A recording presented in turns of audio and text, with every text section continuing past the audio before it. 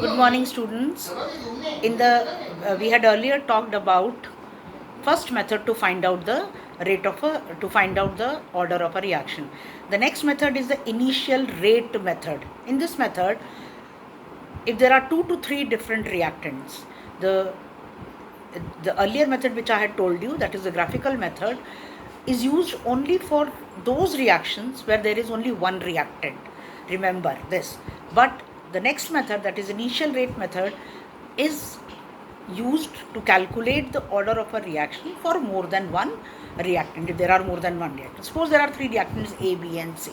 What we do is, we first keep the concentration of B and C constant, and we vary the concentration of A.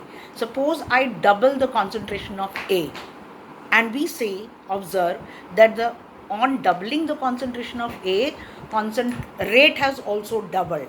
That means order with respect to A is 1. In the next step, what will we do? We will keep B constant. In the earlier one, we had kept B and C constant and find out the order with respect to A. But in the next method, what will we do is, we will keep B and we have kept B and C constant. The next step, what will we do is, we will keep A constant and A and C constant and vary B. Suppose on doubling B, I find that the rate of the reaction becomes 4 times. That means order with respect to B is 2. Similarly, in the last step, what will we do? We will keep A and B constant. That is concentration of A and B को constant रख लिया, और किसको very करके देखा? सी को very करके देखा. हमने देखा कि जब हमने सी को डबल किया तो हमारा कॉन्सेंट्रेशन चेंज नहीं हुआ. That means order with respect to C is 0. So जिसकी कॉन्सेंट्रेशन हमको मेजर करनी है उसको हम वेरी करेंगे, और बाकी जितने भी रिएक्टेंट्स, अगर केवल 2 रिएक्टेंट्स होते सपोज ए और बी, तो हम पहले ए की कॉन्सेंट्रेशन को कांस्टेंट कर देते और बी को वेरी करके देखते, तो बी के रेस्पेक्ट में ऑर्डर आ जाता.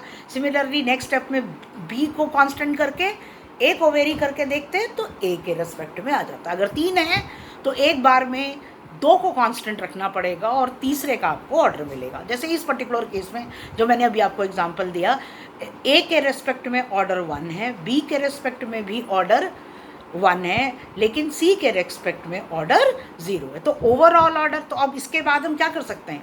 जब हमारे पास ए के रेस्पेक्ट में ऑर्डर आ गया, बी के रेस्पेक्ट में ऑर्डर आ गया, तो हम रेट लॉ लिख सकते हैं. हम लिख सकते हैं rate is equal to K into A to the power 1, B to the power 2 and C to the power 0. So this method is called initial rate method. किसी एक की कॉन्सेंट्रेशन को कांस्टेंट रख के हम दूसरे की कॉन्सेंट्रेशन को बढ़ा के देखते हैं. अगर हमारे ए की कॉन्सेंट्रेशन को डबल करने से बी की को डबल करने से रेट हमारा 4 गुना बढ़ गया, तो मतलब order with respect to A is 2. I hope you must have understood this.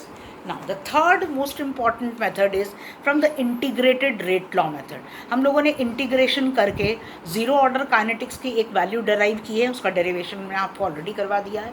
In the next step हम लोगों ने फर्स्ट ऑर्डर काइनेटिक्स का भी एक डेरिवेशन किया है, और वो डेरिवेशन में हमारा फर्स्ट ऑर्डर काइनेटिक्स है k is equal to 2.303 upon t log of a naught upon a. Similarly for a zero order kinetics क्या है?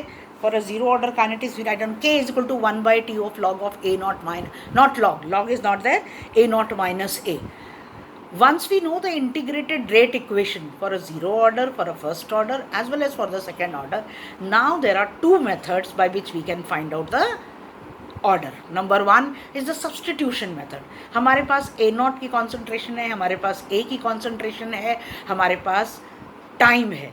What will we do? We will substitute these values for 2 to 3 different time intervals. एक time के लिए से 5 minute में हमारे पास ए not भी है, ए भी है. 10 मिनट के बाद हमारे पास ए नॉट भी है, ए भी है. 15 मिनट के बाद हमारे पास ए नॉट भी है. हमने वैल्यू लगाई. लगाने के बाद अगर हमारी के की वैल्यू फर्स्ट ऑर्डर काइनेटिक्स में लगाने के बाद, ठीक, ए की वैल्यू सेम आ रही है, कांस्टेंट आ रही है, इसका मतलब the order with is 1। Suppose ये वैल्यूज हमने 0 ऑर्डर में लगा के देखी, तो हमने देखा कि एक बार में के कुछ और आ रहा है, दूसरी बार में के कुछ और आ रहा है, और तीसरी बार में के कुछ और आ रहा है। इसका मतलब ऑर्डर के क्योंकि कांस्टेंट नहीं आ रहा है अलग अलग टाइम इंटरवल्स के लिए, इसका मतलब हमारा order with respect to that particular reaction 0 नहीं है। तो हमारे पास ये दो 3 इंपॉर्टेंट इक्वेशंस हैं। हम ये भी हिट एंड ट्रायल वाला मेथड है, हम A0, A और T की वैल्यू को अलग अलग इक्वेशंस में लगा के देखेंगे। जिस भी इक्वेशन में हमारी 3-4 वैल्यूज़ K की सेम आ जाएं, मतलब K कांस्टेंट हो जाए, वही उसका ऑर्डर होगा। जैसे हमारे पास A0 है, A अब हमें ये नहीं मालूम है कि, तो हम उसे 0 ऑर्डर में लगा के देखेंगे। अगर K की वैल्यू कांस्टेंट आ गई 3-4 टाइम इंटरवल्स के लिए तो it is a 0 order reaction. नहीं आई तो हम उसे फर्स्ट ऑर्डर में लगा के देखेंगे। अगर K की वैल्यू सेम आ गई 2-3 रिएक्शंस 2-3 टाइम इंटरवल्स के लिए तो इसका मतलब द ऑर्डर इज़ 1। सिमिलरली नहीं आ रहा है तो हम 2 में लगा के देखेंगे, जो इंटीग्रेटेड रेट लॉ है। किसी जिसमें भी आपकी K की वैल्यू 3-4 टाइम इंटरवल्स के लिए सेम आ रही है, वही उस पर्टिकुलर का ऑर्डर होगा। I hope that is clear. दूसरा मेथड, ये इंटीग्रेटेड रेट मेथड के अंडर ही 2 मेथड्स हैं हमारे पास। इंटीग्रेटेड रेट इक्वेशन है, पहला मेथड है सब्सटीट्यूशन मेथड। हमने वैल्यूज सब्सटीट्यूट करके देखी और फिर हमने देखा कि K की वैल्यू किस में कांस्टेंट आ रही है। दूसरा मेथड है ग्राफिकल मेथड। अब ये ग्राफ्स में ऑलरेडी आपको एक बार पहले बता चुकी हूँ। From the graph we can calculate the slope. तो अगर हमारा ग्राफ कुछ ऐसा आ रहा है और हम उसकी स्लोप मेजर करते हैं, ग्राफ हमारा ऐसा आ रहा है तो this is a 0 order reaction. अगर हमारा ग्राफ ऐसा आ रहा है जिसकी स्लोप हम मेजर कर रहे हैं, it is a first order reaction. Second order मैंने यहाँ इसलिए नहीं ड्रॉ किया क्योंकि सेकेंड ऑर्डर काइनेटिक्स आपके कोर्स में नहीं, इसका डेरिवेशन भी हमने नहीं किया। So under the integrated rate law method there are 2 methods. Number 1 is substitution method and number 2 is the graphical method. The last method is to find out the half-life period. Half-life period मैंने क्या बताया था?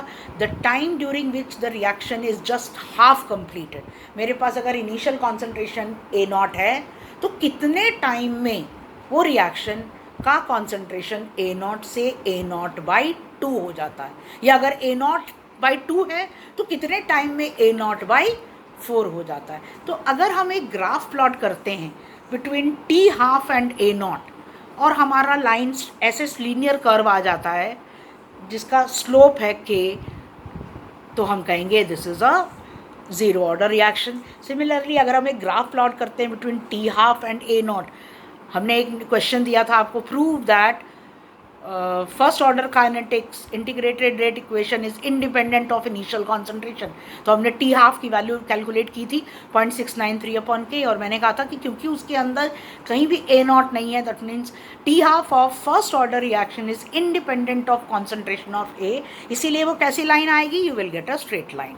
तीसरे के लिए अगर मैंने T12 और 1/A0 के बीच में ग्राफ प्लॉट किया और ये लीनियर लाइन आई जिसका स्लोप है equal to K, that means the order of the reaction is 2. This we will perform.